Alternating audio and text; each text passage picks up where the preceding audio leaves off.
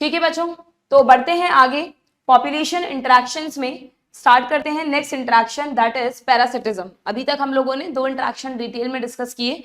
एक तो प्रेडेशन, जिसमें प्रेडेटर प्रे स्पीशीज का शिकार करेगा, यानी एक को पॉजिटिव एक को नेगेटिव इफेक्ट। सेकेंड हमने पढ़ा किसके बारे में, कंपटीशन के बारे में, जिसमें दोनों स्पीशीज कहीं ना कहीं एक दूसरे को नुकसान पहुंचाएंगी, at least while competing with each other. Now we have to discuss about parasitism. अब जनरली ये जो नेक्स्ट तीन है, पैरासिटिज्म, कमेंसलिज्म और म्यूचुअलिज्म, इनमें समझने की चीजें नहीं है, बस आपको मेनली एग्जांपल्स के बारे में ही देखना है। ठीक है, तो पैरासाइट के बारे में तो आप वैसे भी जानते हो बच्चों, जिसमें कि पैरासाइट को फायदा होता है और जिस भी बॉडी में वो ग्रो कर रहा है होस्ट, उसको नुकसान होता है। ठीक है, so considering that the parasitic mode of life ensure free lodging and meal, सबसे बड़ा एडवांटेज जो पैरासाइट्स को मिलता है कि उन्हें मेहनत ही नहीं करनी पड़ती, बस होस्ट की बॉडी पर अटैक करना है, होस्ट की बॉडी में या तो इंटेस्टाइन में, लिवर में, स्टमक में, जो भी उनका फेवरेबल प्लेस है वहां पर रहना है और वहां से फ्री में खाना खाना है और फ्री में रह भी रहे हैं, है ना। तो free lodging and meal. It is not surprising that parasitism has evolved in so many taxonomic group from plants to higher vertebrate. मान लो स्टेटमेंट टाइप क्वेश्चन में यही लाइन लिखी हुई आ जाए कि जो पैरासिटिज्म है ये इवॉल्व हो चुका है कई सारे टेक्सोनॉमिक ग्रुप में, from plants to higher vertebrate. क्या ये बात सही है? क्या कोई पैरासाइटिक प्लांट आपको पता है? बिल्कुल, कस्कूटा को कौन नहीं जानता, अमरबेल, एक रेफ्लेशिया भी एक प्लांट होता है बच्चों, शायद मैंने इनकी पिक्स लगाई है कि हाँ ये देखो कस्कूटा, अमरबेल, ये जो आपको बेल दिख रही है इसने पूरे पीछे जो ग्रीन ट्री है उसको एकदम चारों तरफ से घेर लिया है, पूरी तरह से उसको एज अ होस्ट यूज करेगी, खुद ना खाना बनाएगी ना पानी एब्जॉर्ब करेगी, खाना पानी मिनरल्स सब ये कस्कूटा किससे लेगा? जिस प्लांट पे, जिस ट्री पे ये ग्रो कर रहा है। ठीक है, अमरबेल। और ये है रेफ्लेशिया की फोटो, इफ यू रिमेंबर ये एक लार्जेस्ट फ्लावर भी है ना, लॉन्गेस्ट थोमॉर्फोफेलस है, लार्जेस्ट, जिसका डायमीटर बहुत ज्यादा है। ये रेफ्लेशिया को अगर हम कहीं भी देखेंगे ना तो आपको इसका सिर्फ फ्लावर ही दिखेगा, आपको इसकी रूट स्टेम लीफ दिखेगी ही नहीं। ये देखो ऐसा लगेगा इसी पर ये उग रहा है, बट क्योंकि एक्चुअली ये जो रेफ्लेशिया है ना, इसका रूट स्टेम लीफ, इसको किसी चीज की जरूरत ही नहीं होती, ये सब चीजें इनसाइड द होस्ट ही बहुत मिनिमली ग्रो करती हैं, उन्हीं से अपना सब कुछ लेता रहता है और जो पार्ट होस्ट के बाहर निकल कर आता है वो सिर्फ इसका फ्लावर होता है। ठीक है, इसको रूट पैरासाइट भी बोलते हैं, कई सारे नाम है। तो यस, प्लांट्स भी पैरासाइट होते हैं एंड हायर वर्टिब्रेट्स तक तो कई सारे एग्जांपल्स आप पैरासाइट में पढ़ते ही हैं, कुछ हम यहाँ पर देखेंगे। Okay, many parasites have evolved to be host specific. अब भाई ठीक है, पैरासाइट को हर तरह से फायदा है, उसको कोई मेहनत नहीं करनी, पर जो एक चीज स्पेशल उसमें होनी चाहिए वो है होस्ट स्पेसिफिसिटी। अगर कोई भी पैरासाइट, कोई भी पैथोजन हमारी इंटेस्टाइन में रहकर हमें नुकसान पहुंचा रहा है तो उसके पास एनारोबिक रेस्पिरेशन करने की कैपेसिटी होनी चाहिए, क्योंकि यू नो इंटेस्टाइन में जो ल्यूमेन है वहां तो ऑक्सीजन नहीं है ना, वो तो खाली मतलब वो तो एनारोबिक कंडीशन है। अगर वो पैरासाइट एनारोबिक रेस्पिरेशन करेगा ही नहीं तो वो इंटेस्टाइन में सर्वाइव ही नहीं कर पाएगा। ना सिर्फ एनारोबिक होना चाहिए, उसको इंटेस्टाइन तक पहुंचने के लिए HCl को क्रॉस करना पड़ा, तरह तरह के एंजाइम्स को क्रॉस करना पड़ा, तो उसकी बॉडी पर इस तरह की प्रोटेक्टिव कवरिंग्स भी होनी चाहिए कि वो इंटेस्टाइन तक पहुंच सके इन सारी चीजों से बचते हुए। यस और नो? अगर लंग्स में रह रहा है, जैसे टीबी का बैक्टीरिया है या कोई भी दूसरे वायरस हैं जो हमें रेस्पिरेटरी इन्फेक्शंस करते हैं, तो उनमें लंग्स के अकॉर्डिंग एडेप्टेशंस होने चाहिए। तो कहने का मतलब है कोई भी पैरासाइट होस्ट के अकॉर्डिंग स्पेसिफिक होना चाहिए, होस्ट की बॉडी के जिस पार्ट को वो टारगेट ऑर्गन बनाना चाहता है वहां पर रहने की कैपेबिलिटीज उसमें होनी चाहिए। ठीक है, they can parasitise only a single species of host. Generally एक पैरासाइट किसी एक होस्ट को ही पैरासिटाइज करता है। हाँ, कुछ केसेस में हम बोलते हैं डाइजेनेटिक पैरासाइट, जब एक पैरासाइट दो होस्ट में अपनी लाइफ साइकिल कंप्लीट करे। इसका एक एग्जांपल हमने ह्यूमन हेल्थ में पढ़ा था, प्लाज्मोडियम। ह्यूमन भी उसका होस्ट है, मॉस्किटो भी उसका होस्ट है, but most of the host जो है वो सिंगल स्पीशीज ऑफ होस्ट, मतलब मोस्ट ऑफ द पैरासाइट जो है वो सिंगल स्पीशीज ऑफ होस्ट को ही अफेक्ट करते हैं। Clear? In such a way that both host and parasite tend to coevolve. ये वर्ड अभी आगे भी आएगा। को इवोल्यूशन का मतलब अगर एक इवॉल्व कर रहा है तो दूसरा भी इवॉल्व करेगा, तभी वो रिलेशन मेंटेन हो पाएगा। ऐसा म्यूचुअलिज्म में भी होता है। मान लो दो स्पीशीज एक दूसरे को बेनिफिट पहुंचा रही हैं, अगर एक में कोई चेंज हुआ तो दूसरी में भी होना पड़ेगा, तभी उनमें म्यूचुअलिज्म बरकरार रहेगा। सेम वही कहानी यहाँ पर है। अगर होस्ट में इंटरनल कंडीशंस चेंज हो गई हैं, वो इवॉल्व हो गया किसी भी तरह से, तो पैरासाइट में भी वो चेंजेस आने चाहिए, वरना उसका और होस्ट का रिलेशन खत्म हो जाएगा। This is called coevolution. ठीक है, if the host evolve special mechanism, coevolution को एक्सप्लेन किया है, what is coevolution, if the host evolve special mechanism for rejecting और resisting the parasite, the parasite has to evolve mechanism to counteract and neutralize them in order to be successful with the same host species. जैसा हम बोलते हैं ना कि हमने antibiotics बनाई bacteria को मारने के लिए, तो कई सारे बैक्टीरिया ने एंटीबायोटिक रेजिस्टेंस क्रिएट कर लिया अपने अंदर, इसी तरह से, ठीक है। In accordance with their lifestyle, parasite evolve special adaptations. अब क्या स्पेशल अडेप्टेशंस हैं, जैसे कि लॉस ऑफ, जनरली आप देखना जो पैरासाइट्स होते हैं ना बच्चों, क्योंकि वो होस्ट के अंदर रह रहे हैं तो उनको कोई एक्सटर्नल एनवायरनमेंट से कोई खास थ्रेट नहीं होता, तो अननेसेसरी नेचर ने उनमें कोई बहुत बढ़िया वाले सेंस ऑर्गन्स नहीं बनाए हैं। There is a loss of unnecessary sense organ, जो मिनिमली रिक्वायर्ड हैं बस वही उनमें होते हैं, ठीक है। प्रेजेंस ऑफ एडहेसिव ऑर्गन्स और suckers to cling on to the host, जैसे हमारे टीनिया में आपने पढ़ा है हुक्स एंड सकर्स होते हैं, लिवर फ्लूक में होते हैं, ठीक है। लॉस ऑफ डाइजेस्टिव सिस्टम, अगर जनरली जो होस्ट जो पैरासाइट हमारे इंटेस्टाइन में रहते हैं उनको डाइजेस्टिव सिस्टम की क्या जरूरत है, उन्हें तो डाइजेस्टेड फूड मिल रहा है ऑलरेडी, ठीक है, तो क्यों उनकी बॉडी को इतना कॉम्प्लेक्स बनाना कि उनकी जरूरतें बढ़े, इसलिए नेचर ने ज्यादातर पैरासाइट्स को बहुत ही सिंपल स्ट्रक्चर दिया है जिसमें वो सभी ऑर्गन्स नहीं होते जिनकी उन्हें जरूरत ही नहीं है, क्लियर। पर हाँ, उनमें एक चीज है जो बहुत हाई होनी चाहिए, दैट इज रिप्रोडक्टिव कैपेसिटी, क्योंकि वो जब होस्ट पर अटैक करेंगे तो होस्ट उन्हें मारने की कोशिश करेगा, तो but obvious they must have high breeding capacity, ठीक है। देन द लाइफ साइकिल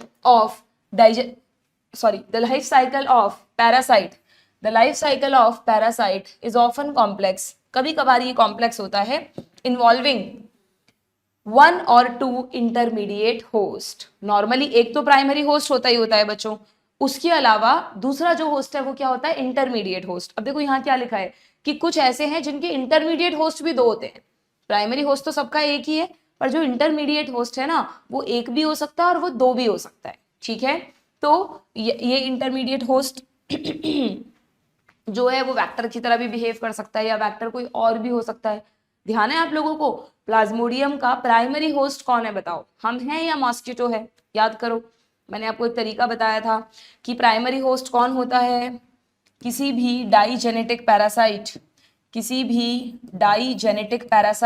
के 2 होस्ट होते हैं। कौन से 2 होस्ट होते हैं, एक कहलाता है उसका प्राइमरी होस्ट जिसको डेफिनेटिव होस्ट कहते हो, जिसमें वो अपना सेक्सुअल रिप्रोडक्शन पूरा करता है, क्योंकि लाइफ के सर्वाइवल के लिए चाहिए वेरिएशंस आते हैं सेक्सुअल रिप्रोडक्शन से, तो डेफिनेटिव होस्ट वो हुआ जिसमें वो अपना सेक्सुअली रिप्रोड्यूस करेगा। और दूसरा होता है बच्चों उसका सेकेंडरी होस्ट, जिसको आप इंटरमीडिएट होस्ट भी कहते हैं, जिसमें वो या तो अपना लार्वल डेवलपमेंट करता है या फिर अगर सिंगल सेल्ड ऑर्गेनिज्म है तो एसेक्सुअल रिप्रोडक्शन भी कर सकता है, ठीक है, क्लियर है क्या। तो इफ यू रिमेंबर, अगर हम बात करें प्लाज्मोडियम की, तो प्लाज्मोडियम के लिए हम कौन है, हमारे अंदर आपको ध्यान है उसने सिर्फ मल्टीप्लाई किया था, तो ह्यूमन सेकेंडरी होस्ट है, लेकिन जो फीमेल एनोफिलीज मॉस्किटो है वो प्राइमरी होस्ट है, ठीक है। अगर मैं तुमसे पूछूं लिवर फ्लूक या टीनिया के लिए बताओ, तो ध्यान रखना बच्चों, टीनिया और लिवर फ्लूक दोनों ही प्लैटीहेल्मिन्थीज में आते हैं ना, तो टीनिया के लिए और लिवर फ्लूक के लिए ह्यूमन सेकेंडरी नहीं है बल्कि प्राइमरी है, ये दोनों ह्यूमंस में अपना सेक्सुअल रिप्रोडक्शन करते हैं और ह्यूमन को ही डिजीज भी करते हैं। लिवर फ्लूक के लिए तो ह्यूमन के अलावा कैटल्स भी हैं, कैटल्स को भी बीमार करते हैं ये, ठीक है। और इनका सेकेंडरी होस्ट कौन है, तो टीनिया का तो secondary host if you remember मैंने बताया था पिग या काऊ है, या तो पिग के मीट के थ्रू ही हमारी बॉडी में आते हैं पोक, या काऊ के मीट के थ्रू आते हैं बीफ जिसको आप कहते हो। और लिवर फ्लूक का कौन है, लिवर फ्लूक का सेकेंडरी होस्ट है, ध्यान रखना, स्नेल्स एंड फिशेस। कैटल्स में ही कैसे पहुंचा, जब कैटल्स वो खाते हैं ना ग्रास वगैरह, तो ग्रास वगैरह में कुछ स्नेल्स घुसे रहते हैं, चिपके रहते हैं, अगर वो स्नेल में ये बैठा है लिवर फ्लूक तो वो कैटल्स में भी चला जाएगा, ठीक है। या छोटी छोटी फिशेस को अगर ह्यूमंस ने खाया है, स्नेल्स को भी खाते हैं कई जगह, तो भी ये ह्यूमन में चला जाएगा। तो स्नेल्स एंड फिशेस कौन हुए, इंटरमीडिएट होस्ट, क्लियर है। तो ये कंफ्यूजन हो जाता है कई बार कि हम प्लाज्मोडियम के लिए तो ह्यूमन सेकेंडरी होस्ट है, पर टीनिया और लिवर फ्लूक के लिए ह्यूमन प्राइमरी होस्ट है, this you have to remember, ठीक है। तो वही चीज यहाँ बताइए बच्चों कि कि कई बार कुछ पैरासाइट्स का जो लाइफ साइकिल है वो कॉम्प्लेक्स होता है, जिसमें एक या दो इंटरमीडिएट होस्ट या वेक्टर होते हैं जिसके थ्रू वो पैरासिटाइज करता है अपने प्राइमरी होस्ट में, यानी घुसता है अपने प्राइमरी होस्ट में। ओके, जैसे कि the human liver fluke. Liver fluke कौन है? ट्रिमेटोड। अब आप कहेंगे मैम ट्रिमेटोड कहाँ से आ गया? तो एनसीईआरटी में तो इसको उसमें रखा है प्लेटीहेल्मिन्थीज में, पर मैंने एनिमल किंगडम पढ़ाते वक्त जस्ट शॉर्ट में अगर आपको बताया था कि प्लेटीहेल्मिन्थीज में अलग अलग क्लास होती हैं, है ना। प्लेटीहेल्मिन्थीज में अलग अलग क्लास होती है, एक तो प्लेनेरिया की क्लास है, एक फ्लूक की क्लास है, उसको ट्रिमेटोडा कहते हैं, और शायद टीनिया की क्लास टेस्टोडा कुछ नाम था, डिटेल में कोई नहीं पूछेगा, पर ट्रिमेटोड लिखा है तो याद रखना। इसके साथ ऑप्शन में आ जाएगा निमेटोड। तो निमेटोड नहीं है ना लिवर फ्लूक, फ्लैट वॉर्म है। निमेटोड तो एस्कैरिस राउंड वॉर्म होते हैं, ठीक है। इस तरह की छोटी छोटी मिस्टेक्स हो जाती हैं हमसे, और हमें लगता है आउट ऑफ एनसीईआरटी क्वेश्चन है, तो इसीलिए एनसीईआरटी को पढ़ते वक्त हर एक लाइन, हर एक वर्ड को ध्यान से पढ़ना जरूरी है। बार बार इतना नहीं पढ़ना पड़ता, बाद में तो आप जब रिवीजन करते हैं मेन मेन चीजों को पढ़ लें, पर एक बार आपको पूरा अच्छे से पढ़ना होगा, ठीक है। So the human liver fluke that is trematode parasite depends on, very important, ध्यान रखना, टू इंटरमीडिएट होस्ट हैं बच्चों इसके, अभी भी लिखा मैंने, स्नेल एंड फिश, दोनों इंटरमीडिएट है, दोनों सेकेंडरी होस्ट हैं। प्राइमरी होस्ट कौन है? ह्यूमन, ठीक है, to complete its life cycle. इसी तरह the malarial parasite that is plasmodium needs a vector to spread to other host. Vector कौन है? वही मॉस्किटो जो इसका प्राइमरी होस्ट भी है, और अदर होस्ट यानी हम ह्यूमन, ठीक है। Majority of the parasite harm the host. क्या करते हैं पैरासाइट हमारी बॉडी में आकर बच्चों? हमें नुकसान पहुंचाते हैं। Either reduce the survival, growth rate को कम कर देंगे, रिप्रोडक्टिव कैपेसिटी को अफेक्ट कर सकते हैं, और इसकी वजह से बट ऑब्वियस पॉपुलेशन डेंसिटी कम हो जाएगी। They might render the host more vulnerable to predation by making it physically weak. कोई रैबिट है बेचारा बीमार हो गया है तो लायन उसका इजीली शिकार कर लेगा, ठीक है। Do you believe that an ideal parasite should be able to thrive within the host without harming it? then why didn't natural selection lead to the evolution of such totally harmless parasite? कह रहे हैं कि भाई nature ने अभी तक harmless parasites क्यों नहीं बनाए? एक तरह से पैरासाइट जब होस्ट की बॉडी में रह रहा है तो उसे वो हर चीज मिल रही है जो उसे चाहिए थी, तो आइडियली तो ये होना चाहिए कि वो अपने होस्ट को नुकसान ही ना पहुंचाए और मजे से उसकी बॉडी में रहे, पर अगर वो उसको नुकसान पहुंचाए बिना उसकी बॉडी में रहेगा फिर तो इकोलॉजी उसको म्यूचुअलिज्म में डाल देगी ना, या कमेंसलिज्म में डाल देगी। पैरासाइट की डेफिनेशन ही ऐसे दी जाती है जिसमें किसी एक ऑर्गेनिज्म की वजह से दूसरे ऑर्गेनिज्म को नुकसान पहुंच रहा है, ठीक है। तो इसी चीज को बस यहाँ पर क्वेश्चन की फॉर्म में आपसे पूछा है। आगे बढ़े। नाउ पैरासाइट दैट फीड, अब यहाँ पे आपको बच्चों दो तरह के पैरासाइट्स बताए हैं, आपसे क्वेश्चन भी पूछा जा सकता है। एक तो होते हैं एक्टोपैरासाइट, जैसे जोंक, लीच बॉडी पे चिपक जाती है, खून पीती है फिर, या बालों में लाइस जू जो होती है, या कैटल्स वगैरह की बॉडी पर टिक्स एंड माइट्स, पैट्स की बॉडी पर अगर हम उनकी सफाई ना रखें तो उनकी बॉडी पर छोटे छोटे इंसेक्ट्स हो जाते हैं, टिक्स एंड माइट्स बोलते हैं उन्हें। ये सब एक्टोपैरासाइट्स हैं, ठीक है। एक्टोपैरासाइट कौन होते हैं? जो एक्सटर्नल सरफेस ऑफ होस्ट पर रहे। Most familiar example is lice on human, ticks on dogs, या फिर हाँ ये देखो ये भी बड़ा इंटरेस्टिंग सा एग्जाम्पल है, ये आया भी एक बार नीट में, और जनरली आप कोरिलेट नहीं कर पाते बच्चों। जो फिशेज होती है ना, समुद्र वाली मरीन फिशेज जो होती हैं, उनकी बॉडी पर छोटे छोटे कुछ आर्थ्रोपोड्स चिपक जाते हैं जिनका नाम है कॉपीपोड्स। कॉपीपोड्स वाटर फ्ली टाइप होते हैं, आई थिंक क्रस्टेशियंस में आते हैं कहीं ये, ठीक है। तो मैनी मरीन फिशेज की बॉडी पर कौन एक्टोपैरासाइट है? कॉपीपोड्स। फिशेज नहीं है यहाँ पैरासाइट, कॉपीपोड पैरासाइट है मरीन फिश की बॉडी पर, क्लियर। देन कस्कूटा, जिसको अमरबेल भी कहते हैं, अ पैरासाइटिक प्लांट, यहाँ पर आप एक ऐड कर सकते हो रेफ्लेशिया, ठीक है। It is commonly found growing on hedge plant. Cuscuta generally जो हेज प्लांट्स होते हैं, बड़े बड़े डेंस ट्रीज होते हैं, उनको जकड़ लेती है, ठीक है। और कस्कूटा में देखो कितना अडेप्टेशन हो गया, अब जब इसको खाना पानी सब मिल रहा है तो कस्कूटा ग्रीन कलर की नहीं होती है बच्चों, it lost its chlorophyll and leaves in the course of evolution. मैंने कहा ना कि नेचर पैरासाइट्स में हर उस चीज को खत्म कर देती है जिसकी अब उन्हें जरूरत नहीं है, जिससे उनकी रिक्वायरमेंट्स कम हो और जो भी खाना उन्हें मिल रहा है वो उस पर सर्वाइव कर सके, ठीक है। It derive it's nutrition from the host plant which it parasitise. इसके लिए इसमें कुछ हुक लाइक स्ट्रक्चर भी होते हैं अमरबेल में, कस्कूटा में, उसको ये गड़ा देती है होस्ट प्लांट में और उससे पानी खाना सब लेती रहती है, ठीक है। देन यहाँ पे क्वेश्चन पूछा है कि जो फीमेल मॉस्किटो है ना, जैसे मान लो फीमेल एनोफिलिस ने हमें काटा और हमें गिफ्ट में प्लाज्मोडियम दे गई, तो मुझे बताओ क्या इस केस में वो फीमेल मॉस्क्यूटो भी हमारे लिए पैरासाइट है क्या? एक बार को सोचने पर लगेगा हाँ मैम वही तो सारे फसाद की जड़ है, अगर वो नहीं आती हमें नहीं काटती तो हमें मलेरिया भी नहीं होता। पर बच्चों टेक्निकली अगर हम देखें तो वो तो जस्ट हमारा खून पी के चली गई, 1 बूंद 2 बूंद जितना भी खून उसने पिया, वो तो जब उसने सक किया ब्लड को तो कुछ प्लाज्मोडियम हमारे ब्लड में आ गए। तो अब हमारी बॉडी को नुकसान कौन पहुंचा रहा है, वो मॉस्क्यूटो या ये प्लाज्मोडियम? प्लाज्मोडियम। तो मॉस्क्यूटो को इकोलॉजी पैरासाइट कंसीडर नहीं करते, चाहे से इस केस में ही नहीं किसी भी केस में। नॉर्मल मच्छर है काटते रहते हैं हमको, है ना, वो भी हमारे पैरासाइट नहीं है, चाहे से वो हमारा थोड़ा सा ब्लड ले रहे हैं, उसके बदले में हमें कुछ नहीं दिया उन्होंने, कोई पैथोजन नहीं दिया, फिर भी वो पैरासाइट नहीं है। पैथोजन दिया तो भी पैरासाइट नहीं है, क्योंकि मॉस्क्यूटो जो हमारा ब्लड ले रहा है वो नेग्लिजिबल अमाउंट है, उससे हमें कोई नुकसान नहीं हो रहा। पैरासिटिज्म में होस्ट को नुकसान होना जरूरी है। तो प्लाज्मोडियम तो पैरासाइट है पर फीमेल एनोफिलीज पैरासाइट नहीं है। ऐसे ही क्यूलेक्स मॉस्क्यूटो ने हमें काटा और फिलेरियल वॉर्म दे दिया गिफ्ट में, जिससे एलिफेंटियासिस हो जाता है। तो फिलेरियल वॉर्म तो पैरासाइट है लेकिन वो मॉस्क्यूटो पैरासाइट नहीं है। कोई भी female mosquito is not considered as a parasite, do remember this. Although it need our blood for reproduction, can you explain why? तो मैंने आपको बता दिया, ठीक है। आगे देखना क्या लिखा है। इन कॉन्ट्रास्ट एंडोपैरासाइटिस में ये भी लिखा है, आपने ध्यान दिया, it need our blood for reproduction. मच्छर जो हमारा खून चूसते हैं तो वो खून उनको उनके मील की तरह तो काम करता ही करता है, कहीं ना कहीं हम डिटेल नहीं पढ़ते बट कहीं ना कहीं शायद ये ब्लड उन मॉस्क्यूटोज को रिप्रोड्यूस करने में भी हेल्प करता है, ठीक है। नाउ दूसरी कैटेगरी आती है एंडोपैरासाइट्स की, जो बॉडी में घुसकर बॉडी को बीमार करेंगे, जैसे अभी अभी मैंने बताया प्लाज्मोडियम, फिलेरियल वॉर्म, कोई भी बैक्टीरिया, कोई भी वायरस जो बॉडी के अंदर जाके नुकसान पहुंचा रहे हैं। तो इसमें आपके सारे पैथोजेंस आ जाएंगे बच्चों, ये आपकी बॉडी में लिवर, किडनी, लंग्स, आरबीसी किसी को भी अफेक्ट कर सकते हैं। इनका लाइफ साइकिल बट ऑब्वियस थोड़ा ज्यादा कॉम्प्लेक्स होता है because of their extreme specialisation. Their morphological and anatomical features are very important line. मैंने कहा ना पैरासाइट्स को नेचर ने बहुत ही सिंप्लीफाइड बॉडी दी है जिससे उनकी रिक्वायरमेंट्स ज्यादा ना हो, चाहे से उनका लाइफ साइकिल कॉम्प्लेक्स है पर बॉडी कॉम्प्लेक्स नहीं होती है।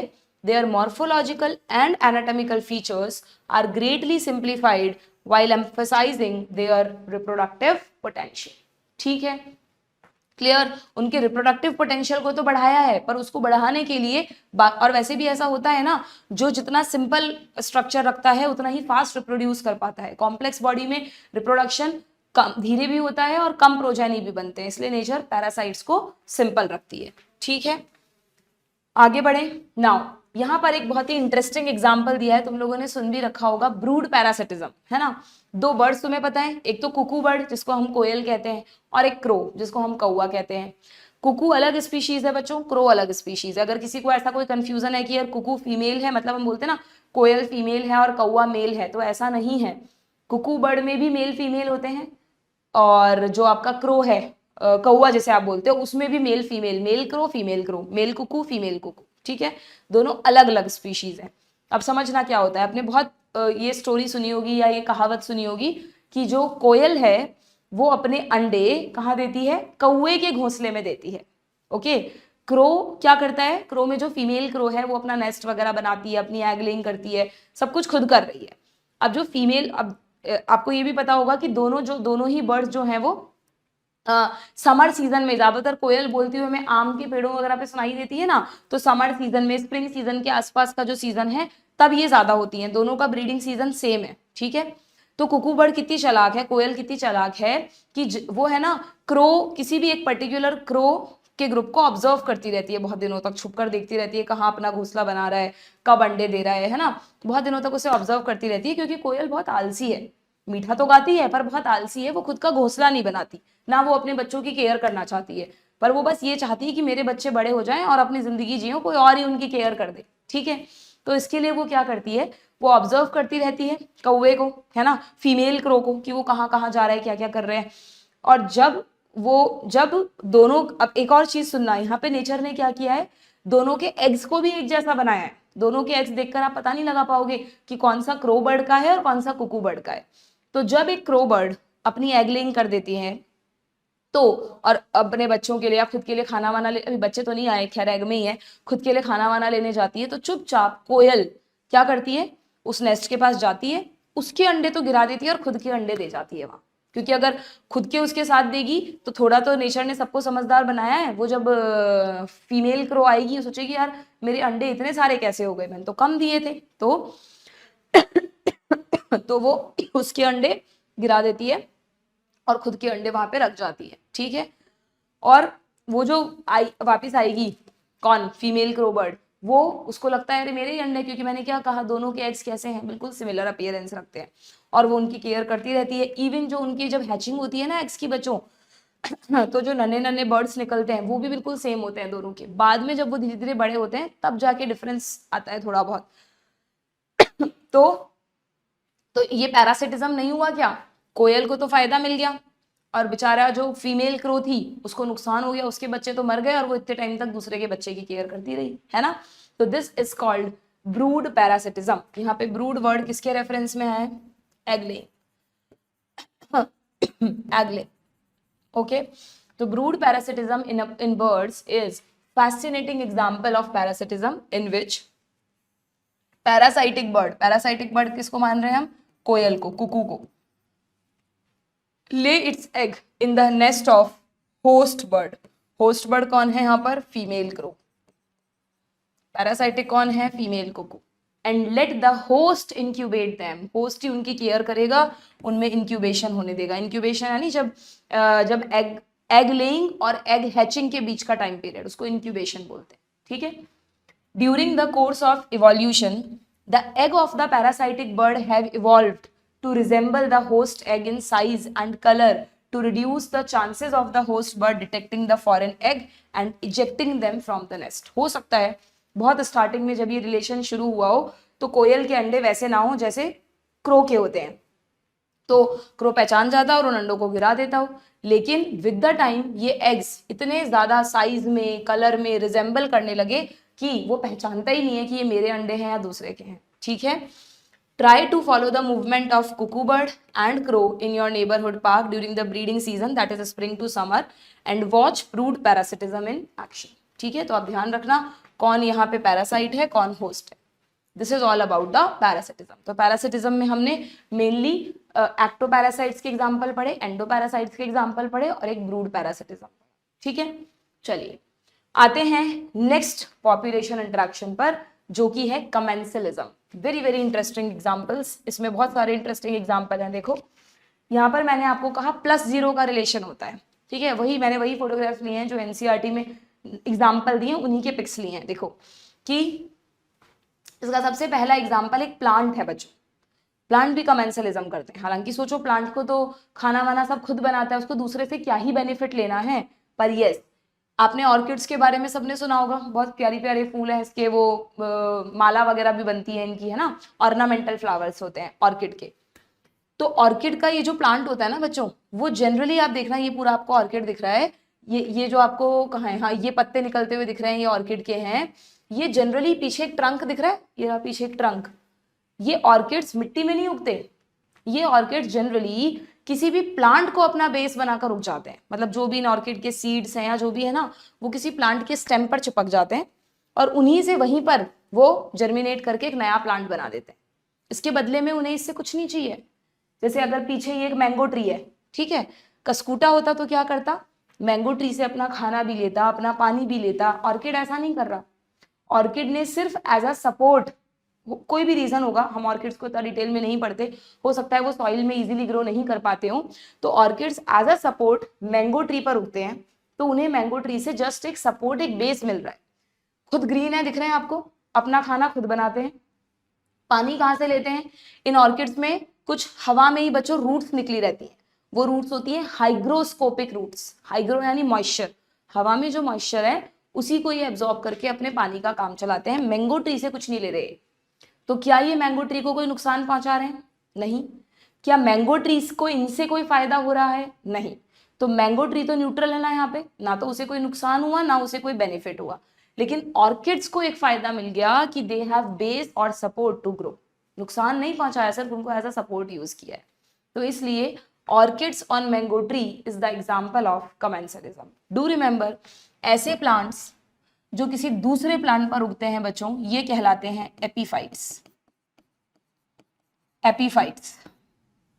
एपीफाइट, एपी यानी ऊपर, फाइट यानी प्लांट, प्लांट के ऊपर उगने वाला प्लांट क्या होता है? एपीफाइट। ठीक है, दूसरा एग्जाम्पल देखो, अभी थोड़ी देर पहले मैंने आपको उसमें जब हमने वो पढ़ा था कौन सा इंटरेक्शन कॉम्पिटिशन, उसमें मैंने आपको बताया था बार्नेकल्स के बारे में। बार्नेकल्स क्या होती हैं? कैथेमेलस, बेलानस, जो रॉक्स वगैरह पे ग्रो करते हैं। कुछ बार्नेकल्स ऐसे हैं बच्चों जो पानी में वेल्स की बॉडी पर चिपके रहते हैं। दिख रहा है ये वेल की बॉडी पर छोटे छोटे स्ट्रक्चर आपको दिख रहे हैं? ये कोई वेल को डिजीज नहीं हुई है, ये सिंपली बार्नेकल्स है। ठीक है, इन बार्नेकल्स की प्रेजेंस से वेल को कोई नुकसान नहीं है, ना ही वेल को कोई फायदा है। इतनी बड़ी वेल को क्या ही फायदा पहुंचाएंगे ये बार्नेकल। ठीक है, तो वेल तो न्यूट्रल है, लेकिन बार्नेकल्स को आप कोई खाने की हिम्मत नहीं करेगा, वो वेल की बॉडी पर चिपके हुए हैं, तो बार्नेकल्स को प्रोटेक्शन मिल गया। तो ये भी किसका एग्जाम्पल हुआ? कमेंसलिज्म का। अगर बार्नेकल वेल को नुकसान पहुंचाते तो ये पैरासिटिज्म बन जाता। ठीक है, या बार्नेकल्स और वेल दोनों एक दूसरे से कोई फायदा लेते तो ये म्यूचुअलिज्म बन जाता, बट प्लस जीरो है तो कमेंसलिज्म। ठीक, तीसरा एग्जाम्पल देखो, ये सब लिखा है एनसीईआरटी से, बस जस्ट पढ़ लेना एक बार, समझ लो। ये तो सबने देखा होगा, आपने देखा है आसपास जब गाय भैंस वगैरह चरती रहती हैं, जहां पर ग्रेजिंग करती हैं, खाना वाना खाती हैं, अपना ब्राउजिंग करती हैं, तो उनके आसपास इस तरह के पक्षी घूमते रहते हैं, व्हाइट कलर के बर्ड्स। ये बर्ड्स हैं बच्चों एग्रेट बर्ड्स। ये कैटल्स के इतना आसपास रहते हैं कि इनका नाम ही पड़ गया कैटल एग्रेट। कैटल थोड़ी ना ये बर्ड है, इनका नाम है, पूरा नाम है कैटल एग्रेट। कैटल से कंफ्यूजन हो तो एग्रेट बर्ड याद रखो। ठीक है, अब क्यों घूमते हैं ये कैटल्स के आसपास? जब कैटल्स ग्रेजिंग करती हैं, ये बुशेस, झाड़ियाँ, पत्ते वगैरह खाती हैं, तो ये उनमें से चलती हैं, उनको हिलाती हैं, तो उनमें छुपे हुए छोटे छोटे कीड़े होते हैं जो नीचे गिरते जाते हैं। वो कीड़े इनका खाना है। अगर ये खुद उन कीड़ों को ढूंढने जाते हैं ना, तो उनको बड़ी दिक्कत आती है, इजीली मिलते नहीं है, दिखते नहीं है, वो कीड़े छुपे रहते हैं। पर जब बड़ी बड़ी कैटल्स उन बुशेस में से, उन जगहों में से निकलती हैं, उनको खाती हैं, हिलाती हैं, तो वो कीड़े गिरते जाते हैं and they can easily find their food. तो इनडायरेक्टली इनको कैटल से बेनिफिट मिला। क्या कैटल को कोई बेनिफिट मिला? क्या इन्होंने कैटल को कोई नुकसान पहुंचाया? तो कैटल कौन हुई? Neutral species. एग्रेट बर्ड कौन हुए? Positive species. ठीक है, कमेंसलिज्म का एग्जाम्पल। ये भी बड़ा प्यारा सा एग्जाम्पल है। क्लाउन फिश, नीमो फिश एक मूवी है बच्चों की, है ना, उसमें यही वाली फिश दिखाते हैं। ये क्लाउन फिश है बच्चों, बड़ी प्यारी सी होती है, एक्वेरियम वगैरह में भी रहती है। इसको है ना, इसको समुद्र वगैरह में कोई भी खा जाता है। ठीक है, छोटी सी है, प्यारी सी है, कोई भी बड़ी वो शार्क्स वगैरह सब इसको कोई भी इजीली खा सकते हैं। तो इन्हें सोचा यार हम बचें कैसे, कोई तरीका है क्या? तो ये क्लाउन फिश क्या करती हैं, ज्यादा ऊपर नहीं रहती, नीचे रहती हैं समुद्र में। जहां पर ये दिख रहा है आपको, क्या है ये, कोई पहचान पा रहा है? मैंने आपको सीलेंट्रेटा पढ़ाया था क्या एनिमल किंगडम में? हाइड्रा, सी एनिमोन, है ना। सी एनिमोन में क्या था, या हाइड्रा में क्या था, कि उनकी बॉडी पर ऊपर टेंटिकल्स लगे रहते हैं, स्ट्रिंगिंग टेंटिकल्स, है ना। तो ये क्लाउन फिश इन टेंटिकल्स के बीच में ही घूमती रहती है। ये आपको पीछे दिख रहा है, ये सी एनिमोन की बॉडी है, ये उसके टेंटिकल्स है। ठीक है, तो ये फिश इन्हीं टेंटिकल्स के बीच में घूमती रहती है, बाहर जाती है, खाना ढूंढ के फटाफट से इनमें आ जाती है। क्यों? क्योंकि कोई भी समुद्र का बड़े से बड़ा एनिमल जानता है कि ये टेंटिकल्स पॉइजनस होते हैं, इनमें स्टिंगिंग सेल्स होती हैं, हमको नुकसान पहुंचाते हैं। तो जनरली जो बड़े एनिमल्स हैं, बड़ी फिशेज हैं, वो सीलेंट्रेट्स के पास नहीं आती इन टेंटिकल से बचने के लिए, और क्लाउन फिश आराम से मस्ती से इनमें घूमती फिरती रहती है। ठीक है, तो क्लाउन फिश को प्रोटेक्शन मिल गया। क्या ये क्लाउन फिश सी एनिमोन को कोई नुकसान पहुंचा रही है, कोई फायदा पहुंचा रही है? तो अगेन न्यूट्रल कौन हुआ? सी एनिमोन। पॉजिटिव कौन हुआ? Clown fish. कैसा रिलेशन हुआ? +0, यानी कमेंसलिज्म। सिंपल। ये 4 एग्जाम्पल आपको एनसीईआरटी ने दिए हैं। एक मैंने यहाँ पर ऐड किया है, शायद मैंने नीट के किसी पीवाईक्यू में देखा था ये example, that's why I have added. कि यहाँ पर एक और एग्जाम्पल है बच्चों, ये आपको बड़ी सी शार्क दिख रही है, shark, this is not well, this is shark. Okay, ये देखो हेट्रोसर्कल फिन, कार्टिलेजिनस फिशेस, याद हो तो ये जो शार्क्स हैं, इन शार्क्स के आसपास ना कुछ छोटी छोटी सकर फिश घूमती रहती है, दे आर रेमोरा फिश, इनको रेमोरा फिश बोलते हैं। ठीक है, अगेन वही कहानी कि रेमोरा फिश छोटी फिश हैं, कोई भी इजीली उनका शिकार कर सकता है, पर अगर शार्क के आसपास घूमेंगी तो शार्क का तो शिकार कोई नहीं करता भाई, शार्क के तो तगड़े वाले जबड़े होते हैं, चबा जाती हैं वो। ठीक है, तो शार्क्स की वजह से इनको, रेमोरा को क्या मिल रहा है? प्रोटेक्शन। ठीक है, अब हालांकि कुछ बुक्स में मैंने देखा था, ऐसा भी लिखा था कि ये जो रेमोरा फिश है ना, ये शार्क्स की बॉडी को क्लीन भी करती रहती हैं, इसलिए शार्क्स इनको नहीं खाती, और शार्क्स को इनसे एक इनडायरेक्ट बेनिफिट हो रहा है। तो कुछ बुक्स इसको कमेंसलिज्म ना कह के म्यूचुअलिज्म भी कहती हैं। कि इनको प्रोटेक्शन मिल रहा है और शार्क के बॉडी की सफाई हो रही है, ठीक है। पर वो अलग अलग आर्टिकल्स में अलग अलग चीजें हैं बच्चों, एनसीईआरटी में तो है नहीं, तो पूछने के चांसेस नेग्लिजिबल है आपसे, ठीक है। But yes, this is one of the example. और इसी तरह एक और एग्जाम्पल मैंने देखा है कॉमनली कई जगह आता है, हर्मिट क्रैब। ये दिख रहा है आपको, दिस इज क्रैब, ये क्रैब है एक, थोड़ा इतना क्लियर पिक्चर नहीं आ पाया शायद, दिस इज क्रैब। और ये आपको दिख रहा है क्रैब की बॉडी पर ये टेंटिकल्स भी निकले हुए हैं, ये इसके, ये बॉडी है। ये वही सी एनीमोन है जो अभी क्लाउन फिश को प्रोटेक्शन दे रहा था। कभी कभार सी एनीमोन को भी किसी की जरूरत पड़ जाती है। क्या जरूरत पड़ती है देखना, कि ये जो हर्मिट क्रैब है ना, सॉरी ये जो सी एनीमोन है ना, ये सी एनीमोन आपको ध्यान है मैंने बताया था सीलेंट्रेट्स जो होते हैं वो सेडेंट्री नेचर के होते हैं जनरली, पॉलिप वाले जो सिलेंड्रिकल वाले होते हैं ये जनरली अपने बेस पर चिपके रहना पसंद करते हैं, आलसी होते हैं। तो अगर ये समुद्र में नीचे चिपके रहते हैं तो उनको खाना मिलना बड़ा मुश्किल है। थोड़ा बहुत खाना जो तैरते वैरते आया इनके पास वो तो मिल जाएगा, वरना ये मिलेगा नहीं। खुद स्विमिंग करना ये जानते नहीं है। तो कुछ सी एनीमोन क्या करते हैं, हर्मिट क्रैब की बॉडी पर उग जाते हैं। क्रैब की बॉडी भी तो ऊपर से एकदम रॉक की तरह ही होती है, उस पर ही चिपके रहते हैं। उससे क्या होता है, हर्मिट क्रैब तो घूमेगा ना, तो उसके साथ साथ तो समुद्र की सैर भी कर लेंगे और खाना वाना भी मिल जाएगा। और हर्मिट क्रैब को उससे क्या फायदा हुआ, वही सेम प्रोटेक्शन, क्योंकि अगर इसकी बॉडी पर टेंटिकल्स चिपके हुए, मतलब ये सी एनीमोन चिपका हुआ है, तो इसको कोई खाने की हिम्मत नहीं करेगा। हर्मिट क्रैब को खाने वाले भी बहुत बड़े बड़े एनिमल हैं समुद्र में, पर अगर उसकी बॉडी पर सी एनीमोन स्टिंगिंग टेंटिकल जो कि पॉइजनस होते हैं वो चिपके हुए हैं, तो उसको कोई नहीं खाता। तो हर्मिट क्रैब को प्रोटेक्शन मिल जाता है, ठीक है। तो ये भी अगेन म्यूचुअलिज्म का भी एग्जाम्पल है। पर जैसा कि मैंने आपको कहा, ये जो इस तरह के एग्जाम्पल है ना, इनको कुछ जगह पर बच्चों कमेंसलिज्म में रख देते हैं, ठीक है, अकॉर्डिंग टू सम। पर फर्स्ट चॉइस आपको इसको म्यूचुअलिज्म में ही देनी है। बाई चांस म्यूचुअलिज्म एग्जाम्पल में नहीं है तो आप इसको कमेंसलिज्म में भी ले सकते हैं, ठीक है। समझ में आ गई क्या बात। तो ये दो एडिशनल एग्जाम्पल मैंने आपको बताए हैं, रेमोरा एंड शार्क, एंड दूसरा सी एनीमोन एंड हर्मिट क्रैब, ठीक है। क्लियर है यहां तक। आगे बढ़ते हैं नेक्स्ट लास्ट इंट्रैक्शन पर, दैट इज म्यूचुअलिज्म। देखना, this interaction confer benefits on both the interacting species, दोनों स्पीशीज को बेनिफिट मिलेगा। This is plus plus relation, ठीक है। इसका सबसे पहला एग्जाम्पल है बच्चों लाइकेन्स। ये तो आप पता नहीं कितनी बार पढ़ चुके बायो में, जिसमें आपको पता है एक इंटीमेट रिलेशन होता है फंजाई और एल्गी के बीच में। इतना ऐसा रिलेशन है कि लाइकेन तो अब एक अलग स्पीशीज बन चुकी है, एक अलग ऑर्गेनिज्म है, ग्रुप ऑफ ऑर्गेनिज्म है, उसमें अलग अलग स्पीशीज होती हैं। तो यहाँ पर आपको पता भी होगा दोनों क्या करते हैं, फंगस तो शेल्टर देता है, पानी देता है, और एल्गी इसको खाना बना कर देती है। एल्गी प्लांट है तो फोटोसिंथेसिस करेगी। अच्छा, जरूरी नहीं है यहाँ पर एल्गी ग्रीन एल्गी ही हो, यहाँ पर ये एक बीजीए भी हो सकती है। एक बार नीट में ऐसे भी पूछ लिया था कि लाइकेन्स में ग्रीन एल्गी होती है या बीजीए होते हैं, दोनों हो सकते हैं, ठीक है। बल्कि मोस्ट ऑफ द टाइम तो इसमें बीजीए होता है, ठीक। सिमिलरली दूसरा एग्जाम्पल ये भी आप कई जगह पढ़ चुके हो, माइकोराइजा, बायो फर्टिलाइजर में भी पढ़ा था, प्लांट किंगडम में भी पढ़ा था। Mycorrhiza, myco means fungi, rhiza means root. अगर फंजाई के जो थ्रेड लाइक नेटवर्क है वो पाइनस की रूट में एक नेटवर्क बना के रह रहा है, तो ये पाइनस को क्या देगा, फंजाई कहीं भी होना हमेशा ध्यान रखो, फंजाई के जो थ्रेड हैं वो कैसा एक्शन करते हैं, कॉटन की तरह। जैसे कॉटन के थ्रेड्स पानी एब्जॉर्ब कर लेते हैं, फंजाई के thread like structure are very good in water and mineral absorption, ठीक है। तो ये यहाँ पर भी क्या करते हैं, फंजाई तो पानी और मिनरल्स एब्जॉर्ब करके देता है, और जो हायर प्लांट्स की रूट है, हायर प्लांट में स्पेशली पाइनस की जो रूट्स हैं वो खाना, जो पाइनस ऊपर जो खाना बना रहा है जो रूट्स में जा रहा है वो फंजाई को दे देगा। फंजाई को हर किसी से क्या चाहिए बच्चों, खाना ही तो चाहिए, क्योंकि फंजाई खुद तो खाना बना नहीं सकते, फंजाई हेटेरोट्रॉफ है, ठीक है।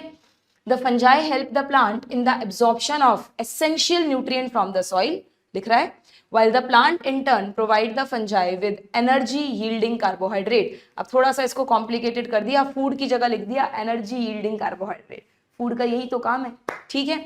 Okay, the most spectacular and evolutionary fascinating example of mutualism is the plant animal, plant pollinator, सबसे बड़ा एग्जाम्पल म्यूचुअलिज्म का।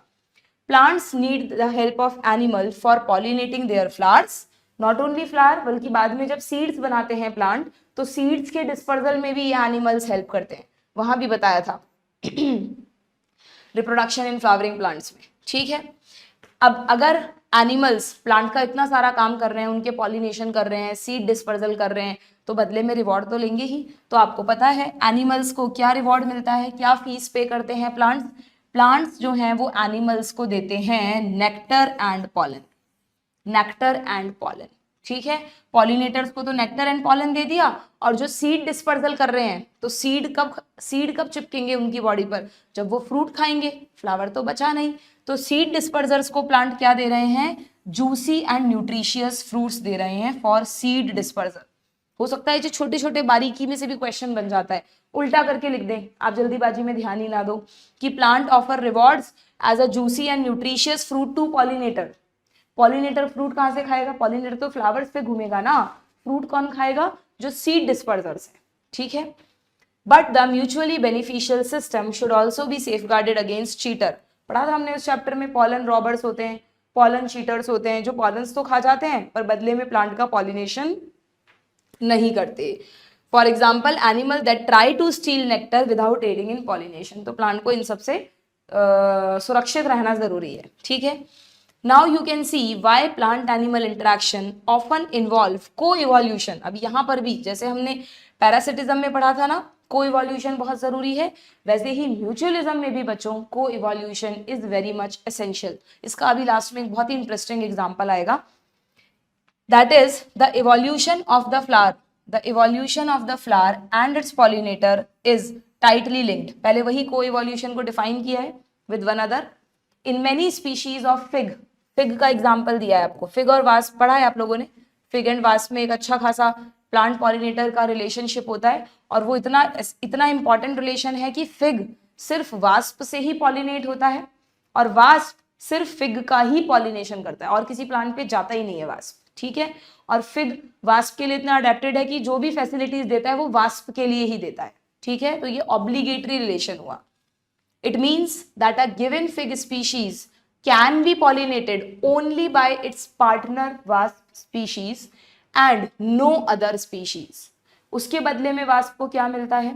The female wasp। आपको ध्यान है जब मैंने रिप्रोडक्शन इन फ्लावरिंग प्लांट पढ़ाया था तब भी बताया था कि ये जो वास्प या मॉथ्स वगैरह होते हैं, ये अपने अंडे प्लांट के अंदर देते हैं। इनको ओवी पोजीशन साइट चाहिए होती है, सेफ जगह जहां पर इनके एग प्रोटेक्टेड रहें। जैसे वहां हमने पढ़ा था यक्का एंड मॉथ, अमोर्फोफेलस का लॉन्गेस्ट फ्लावर जिसमें एक बर्ड एक इंसेक्ट अपने एग देता है। फिग एंड वास्प भी उसी का एक एग्जांपल है, ठीक है। तो फीमेल वास्प क्या करती है? Uses the fruit not only as an oviposition site, ठीक है। हालांकि अभी फ्रूट नहीं बना, अभी तो वो फ्लावर की स्टेज में ही है, तो वो उसके फ्लावर में, या जब फ्लावर थोड़ा सा मेच्योर हो रहा होता है, फ्रूट बना रहा होता है, तो उसमें अपने अंडे दे देती है, ठीक है। एंड वो जो अंडे हैं ना, वो जब लार्वा बनते हैं तो ना सिर्फ वो ओविपोजिशन साइट दे रहा है, बल्कि उन लार्वीज को खाना भी देता है। वो जो उसके सीड्स हैं उनको वो लार्वी खाते रहते हैं फॉर नरिशिंग इट्स लार्वी। तो वास्प को क्या बेनिफिट मिला बच्चों?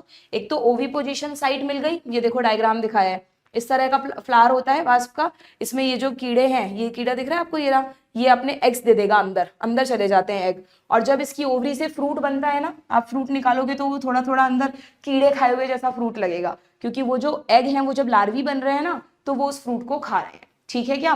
तो ये जो फिग एंड वास्प का रिलेशन है, फिग आप सब जानते हैं क्या? अंजीर। आप कभी देखो मार्केट में अंजीर का फ्रूट डायरेक्ट नहीं मिलता एप्पल की तरह, बल्कि फिग की स्लाइस मिलती है, क्योंकि इसको पहले पूरा क्लीन वगैरह करके बनाना है। ऐसा फ्रूट आपको दे दे, आप कहाँ खाओगे ऐसे फ्रूट को जिसमें कीड़े लगे हुए हैं, ठीक है। But yes, fig is very good for health, है ना, हीमोग्लोबिन वगैरह बढ़ाती है, और भी इसके कई सारे बेनिफिट्स हैं। तो क्या लिखा है? The wasp pollinate the fig inflorescence while searching for suitable egg laying site। Oviposition site भी लिख लेना इसको। इसको क्या फायदा मिल रहा है? ओविपोजिशन साइट मिल रही है। In return for the favour of pollination the fig offer the wasp some of its developing seed as food for the developing larvae। Oviposition site and food for larvae, ये बेनिफिट मिलेंगे wasp को, और wasp क्या करेगा? Flower को pollinate करेगा। तो ये किसका एग्जाम्पल हुआ? ये भी एक तरह का म्यूचुअलिज्म हुआ, ठीक है। आगे बढ़े, देखो देन यहाँ पर एक और इंटरेस्टिंग एग्जाम्पल दिया है बच्चों। पहले मैं तुम्हें इसकी फोटोग्राफ दिखाती हूँ, you will be surprise to know. ये देखो, ये ना एक ऑर्किड का फोटोग्राफ है। अभी ऑर्किड देखे था ना हमने, जो एपीफाइट भी होते हैं। अरे बच्चों, एपीफाइट से मुझे याद आया कि हम कमेंसलिज्म के बाद सीधा म्यूचुअलिज्म पर आ गए। हमने कमेंसलिज्म पढ़ा ही नहीं। एक बार पढ़ लें इसको, फिर उसकी बात करती हूँ मैं। इसको पढ़ लो पहले, फिर भूल जाएंगे। देखो, this is the interaction in which one species benefit and the other is neither harmed nor benefited, plus zero. कौन कौन से एग्जाम्पल हैं? पहला example, an orchid growing as an epiphyte on a mango tree. Orchid कौन है यहाँ पर? Epiphyte है।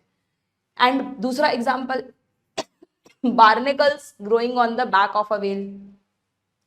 Then the cattle egret, cattle egret यानी जो बर्ड है वो ग्रेजिंग कैटल के आसपास मिलेगा आपको। A sight you are most likely to catch if you live in a rural area is a classic example of commensalism. क्यों भाई? The egret always forays यानी अपने फूड की जो वो सर्च करता है वो उस जगह पर करता है जहां पर कैटल्स ग्रेज कर रहे हो। क्यों? Because when the cattle as they move stir up and flush out insects from the vegetation that otherwise might be difficult for the egret to find and catch. ठीक है। Another example of commensalism is the interaction between sea anemone. Fourth example है sea anemone and किसका? Clown fish का। अच्छा, यहाँ पे मैं सारे पॉजिटिव वालों को सर्कल कर रही हूँ ना, तो क्लाउन फिश को कर देती हूँ। तो क्लाउन फिश हमेशा कहाँ मिलेगी आपको? सी एनिमोन के टेंटिकल्स के बीच में घूमती हुई। क्या फायदा है उसे? It gets protection from predator. क्यों? क्योंकि predators stay away from the stinging tentacles. ठीक है। The anemone does not appear to derive any benefit by hosting the clown fish. ठीक है, तो कमेंसलिज्म हो गया। तो मैं आपको कह रही थी अभी कि जो ऑर्किड्स आपने यहाँ देखे थे ना एज एन एपीफाइट, वही ऑर्किड्स की बात हो रही है। अब उन ऑर्किड्स को हम एक अलग नजरिए से देख रहे हैं, एक अलग एग्जाम्पल में देख रहे हैं कि ऑर्किड का भी कोई ना कोई, ऐसा नहीं है सारे ऑर्किड हमेशा एपीफाइट ही होते हैं। कुछ ऑर्किड इंडिपेंडेंटली भी उगते हैं। ठीक है, suppose this is one of the orchid. तो इस ऑर्किड का जो पॉलिनेटर है वो एक बी है। ये बड़ी स्पेसिफिक सी बड़ी सी बी होती है जिसको बम्बल बी बोलते हैं, भंवरे जैसी समझ लो तुम। ठीक है, तो ये जो बम्बल बी, आपकी बुक में भी फोटो है, ये ब्लैक कलर का इंसेक्ट है और ये पीछे जो फ्लावर है। ठीक है, अब ये आपको ब्लैक कलर के इंसेक्ट के नीचे एक यहाँ पे एक पेटल दिख रही है, एक ब्लैक कलर का स्ट्रक्चर दिख रहा है, वो इंसेक्ट नहीं है बच्चों, वो ऑर्किड का ही एक पेटल है। इस फोटो में तुम्हें ये जो दिख रहा है ऐसा लग रहा होगा कि ये इंसेक्ट है जो ऑर्किड पे बैठा है, नहीं, this is the petal of orchid. इस वाले डायग्राम में भी ये जो आपको दिख रहा है, this is the petal of orchid. ये ऑर्किड्स इतना अडेप्ट हो चुके हैं, इतना इवॉल्व हो चुके हैं, ये चाहते हैं कि मेरा पॉलिनेशन सिर्फ और सिर्फ यही बम्बल बी करे। तो बम्बल बी को हम तक बुलाएं कैसे? तो इन ऑर्किड्स में इतना इवोल्यूशन हो गया है बच्चों कि इन ऑर्किड्स की एक petal will look like a bumble B. वो पेटल बिल्कुल बम्बल बी जैसी दिखती है। जो बम्बल बी में मार्किंग पैटर्न है, कलर पैटर्न है, स्पॉट्स हैं, सब कुछ है इसमें। आप एक नजर में देखकर कह ही नहीं सकते कि ये बी नहीं है बल्कि ऑर्किड के फ्लावर की पेटल है। आपको बिल्कुल बी लग रही है ना फोटोग्राफ में, पर ये बी नहीं है, ये पेटल है ऑर्किड का, विच रिजेंबल द फीमेल बी। तो यहाँ पे जो ब्लैक कलर की पेटल दिखाई है ये फीमेल बी की तरह है और ये मेल बी है। मेल बी को लगता है फीमेल बी बैठी है, चलो उसके पास, ठीक है, मेटिंग के लिए। वो जाता है, फिर दूसरे पर जाता है, तीसरे पर जाता है, ऐसे अलग अलग ऑर्किड्स पे घूमता है, पर एक्चुअली में बी तो है नहीं वहां पे। उसको लगता है मेरे साथ तो धोखा हो गया। तो इसको आपकी एनसीईआरटी में लिखा है सेक्सुअल डिसाइट। डिसाइट यानी धोखा, या इसको कहते हैं स्यूडो कॉपुलेशन, कि वो कॉपुलेट करने गया बट वहां पर बी थी ही नहीं। तो जब वो ऐसे अलग अलग ऑर्किड्स पे घूमता है तो उन ऑर्किड्स का क्या हो जाता है? पॉलिनेशन। ठीक है, नो डाउट बम्बल बी को यहाँ पर बेवकूफ बनाया जा रहा है ना, बट इसको भी म्यूचुअलिज्म में रखा गया। आई थिंक बम्बल बी को फीमेल भी तो नहीं मिली, पर वो इस चक्कर में कुछ ना कुछ खा पी तो लेता ही होगा, फ्लावर से नेक्टर वगैरह तो मिल ही जाता होगा इसको, इसलिए ये भी किसका एग्जाम्पल है? म्यूचुअलिज्म का।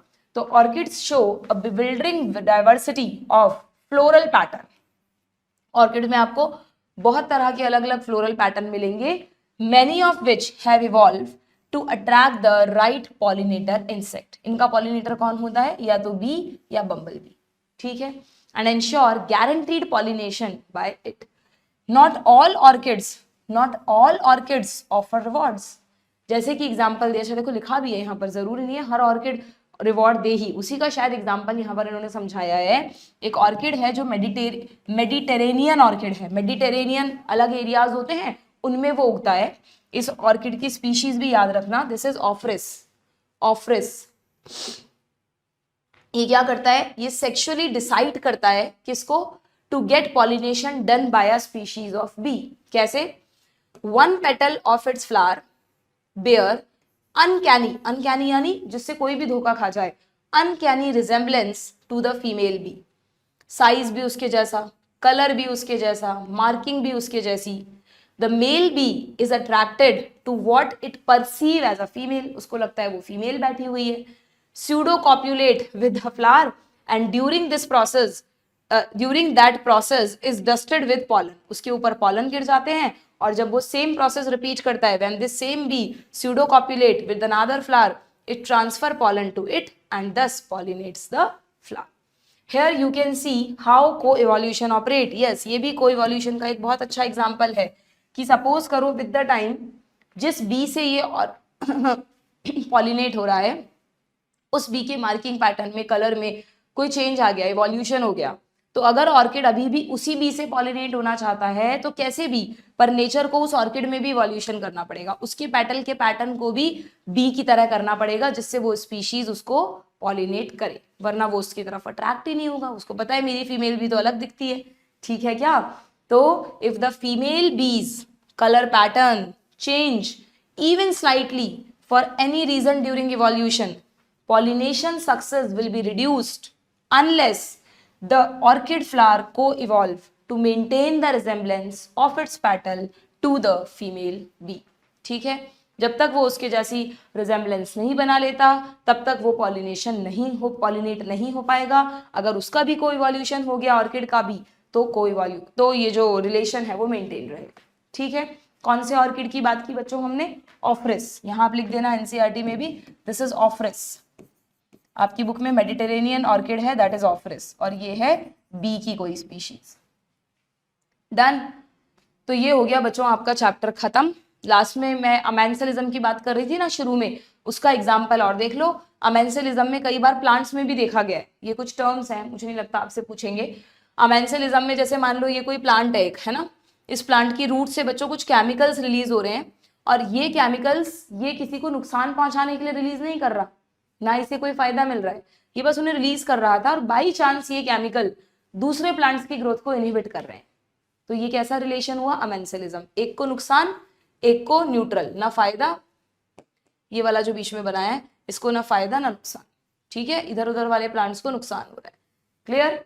ऐसे ही यहाँ पर ये जो आप वो वाला एग्जाम्पल नहीं पढ़ते, कई बार क्या होता है कि जैसे मान लो कल्चर मीडियम पे बैक्टीरिया को ग्रो किया, वो नहीं पेनिसिलिन की डिस्कवरी हुई थी, तो एक्चुअली वो जो फंजाई केमिकल बनाते हैं ना बच्चों, जिन्हें हम एंटीबायोटिक्स कहते हैं, उन्होंने वो बैक्टीरिया को मारने के लिए नहीं बनाए थे, वो तो बाई चांस की बात है कि फंजाई से कुछ ऐसे केमिकल बन रहे थे जो बैक्टीरिया को नुकसान पहुंचा रहे थे। ठीक है, जब हमें उनका पता चला तो हमने उनका कमर्शियल प्रोडक्शन स्टार्ट कर दिया, और अब हमारे पास खूब सारे एंटीबायोटिक्स हैं, बट एक्चुअली वो इंटेंशनली बैक्टीरिया को मारने के लिए नहीं बनाया गया, पर उन फंजाई के केमिकल से बाई चांस बैक्टीरिया को नुकसान पहुंच रहा था। तो ये भी किसका एग्जाम्पल हुआ, अमेंसेलिज्म का। मतलब कहीं भी स्टेटमेंट में ऐसा कुछ आ जाए कि एक स्पीशीज अननोइंगली कुछ ऐसे केमिकल्स बना रही है जिसकी वजह से दूसरे को नुकसान पहुंच रहा है और वो न्यूट्रल है, तो ये किसका एग्जाम्पल है, अमेंसेलिज्म का। ठीक है, clear, this is all about the chapter. अच्छा हाँ, इसकी समरी पे जाने से पहले एक चीज और देख लेना बच्चों, इस चैप्टर में ना पीछे एक क्वेश्चन दिया है, जब मैंने तुम्हें पॉपुलेशन ग्रोथ पढ़ाया था तब भी मैंने तुम्हें कहा था कि इस पर बेस्ड क्वेश्चन आते हैं, तो एनसीईआरटी में मुझे एक क्वेश्चन मिल गया, मैं एक बार तुम्हें बता देती हूँ, ऐसा क्वेश्चन नीट में भी आया हुआ है। If a population growing exponentially, exponential growth है, डबल हो गई है साइज में 3 साल में, तो what is the intrinsic rate of natural increase, यानी आर की वैल्यू निकालनी है। अब एक्सपोनेंशियल ग्रोथ का फॉर्मूला पता है तुम्हें, एक्सपोनेंशियल ग्रोथ का फॉर्मूला क्या होता है, N t is equal to N naught e r t, यही था। एन टी कितनी है, डबल हो गई है ना। अगर मैं कहूं कि इनिशियल पॉपुलेशन एक्स थी तो अब कितनी हो गई है 2x, लिख सकती हूँ ऐसा। ई और आर की वैल्यू हमें निकालनी है, और टी कितना दिया है, 3 ईयर्स में हुई है। ठीक है, क्या मैं इसको ऐसे लिख लूं 2x अपॉन एक्स, इसको r3 कुछ भी लिखे, ये ऐसा हो गया 2 is equal to E 3r। इसका लॉग कैसे लेते हैं, log 2 is equal to 3r, इसको इधर ले आते हैं, और log e। हाँ, थोड़ी थोड़ी तो मैथ्स याद है, बाकी तुम्हें तो ज्यादा अच्छे से आता होगा, ये सब कैलकुलेशन तुम कर लेना। अब आपको क्या करना है, अब आपको r की वैल्यू निकालनी है, तो log 2 अपॉन नीचे ले आओ, r की वैल्यू क्या हो जाएगी, log 2 अपॉन ये वाला इधर ले आओ 3 log e। अब log 2 की वैल्यू रख लेना, log e की वैल्यू रख लेना, 3 से मल्टीप्लाई कर लेना और फाइनल आंसर फाइंड आउट कर लेना। ठीक है, log 2 की वैल्यू पता है, log e की वैल्यू भी फिक्स होती है। तुम्हारी एनसीईआरटी में थी क्या base of the natural log, वो इसकी है या log e की जो भी वैल्यू है तुम देख लेना, फिजिक्स में होगी। बस इस तरह से इस क्वेश्चन को करना होता है। कुछ भी आ जाए, मान लो बोलते हैं 4 ईयर्स में हाफ हो रही है या ट्रिपल हो रही है, तो आपको ध्यान रखना है, वैल्यू नहीं देंगे, ये बताएंगे कितनी हो रही है, तो आपको दोनों की वैल्यू निकाल लेनी है, टी की जगह 3 लिख देना है और फाइनली लॉग लेकर वैल्यू फाइंड आउट करनी है। ठीक है, क्लियर कर लोगे इस तरह का क्वेश्चन। चलिए भाई समरी पे आ जाते हैं। As a branch of biology, ecology क्या थी भूल गए होंगे, शुरू का तो मैम अब याद ही नहीं है हमें। Study of relation of, actually हमने पढ़ा था study of interaction among organism and interaction between organism and it's abiotic environment, वही लिखा है यहाँ पर। ठीक है, एबायोटिक में फिजिको केमिकल आ गए और अमंग देमसेल्फ में बायोटिक कंपोनेंट आ गए। ठीक है, 4 लेवल्स यहाँ पे दोबारा आ रहा है, देखो क्वेश्चन बन सकता है। इकोलॉजिकल हायरार्की के 4 level, organism, population, community and biome. मैंने ऐड करवाया था बायोम से पहले इकोसिस्टम, बायोम के बाद biosphere. Evolutionary change through natural selection takes place at the population level.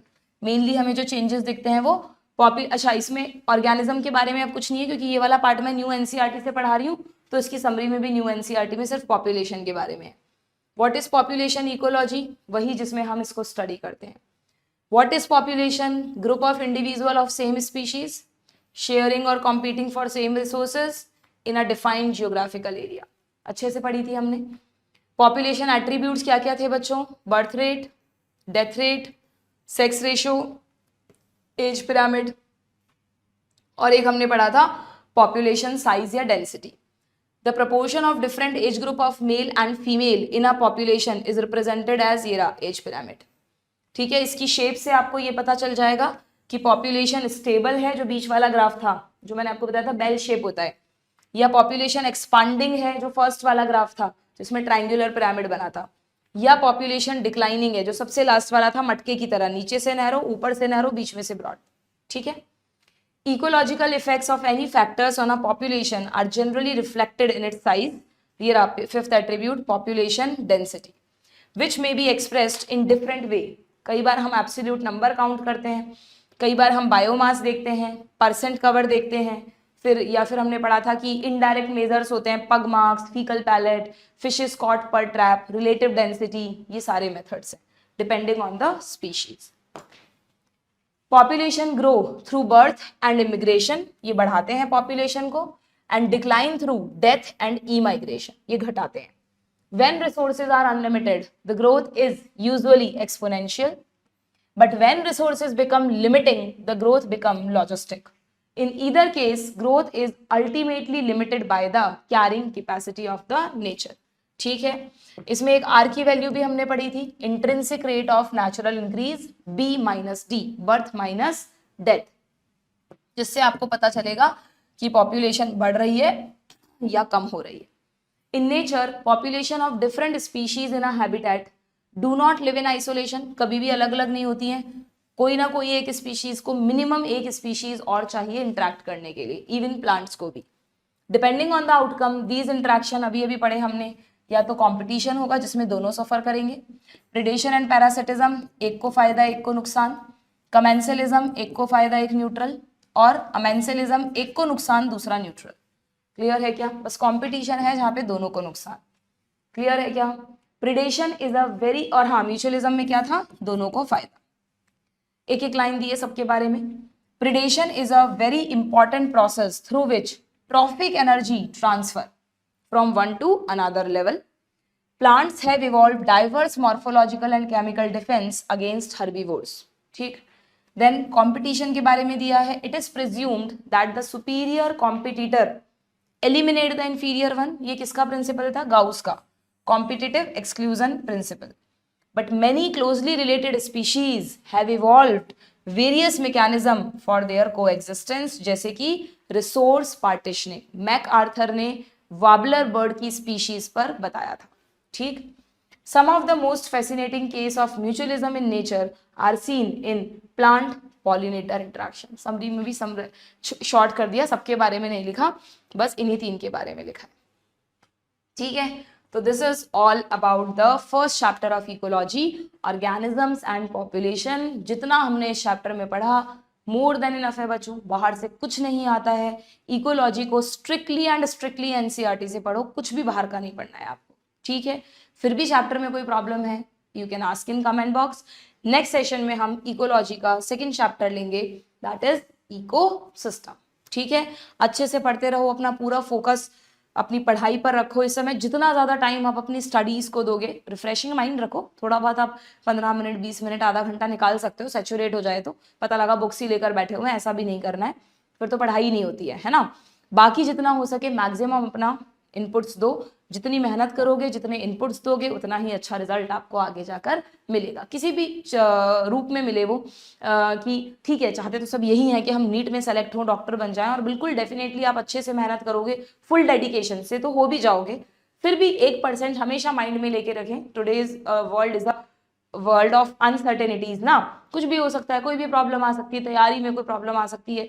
तो ऐसा नहीं कि बिल्कुल ही डिसअपॉइंट हो गए कि लाइफ में कुछ बचा ही नहीं है, there is always a better option. तो बस आपको अपना फोकस उस चीज पर करना है जो आपको अभी फिलहाल के लिए चाहिए, फिर जो भी होगा वो आगे देखा जाएगा, ठीक है।